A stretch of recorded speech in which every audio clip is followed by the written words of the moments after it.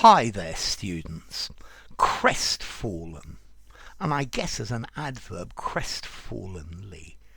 If somebody's crestfallen, they're a bit depressed, they're disappointed, they're a bit sad. So you feel crestfallen when you think something's going to happen, you're pretty sure it's going to happen, and then it doesn't. Oh. Crestfallen. Yeah. Yeah, he thought he was going to win the competition, but he looked very crestfallen when he came next to last. Okay, despondent, disconsolate, downhearted, a bit depressed.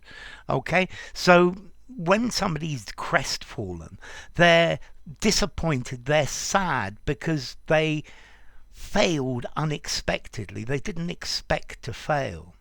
So I thought they were going to accept my proposal, and I looked a bit crestfallen, or I was a bit crestfallen after they decided no. So deflated. Yeah, I think the origin is talking about the crest of a bird. You know, a chicken, particularly a rooster, has this big crest, and when the birds aren't very well, this crest droops to one side, or it droops down. Yeah, and that's the idea of crestfallen. Yeah, not on top form, not really happy and on top of the world. Yeah, so you're disheartened. Yeah, yeah. He looked very crestfallen when she refused to go out on a date with him. Discouraged. Yeah, downhearted. He was sick as a parrot about it. Okay, this is the opposite of being happy. Yeah, upbeat, elated, over the moon.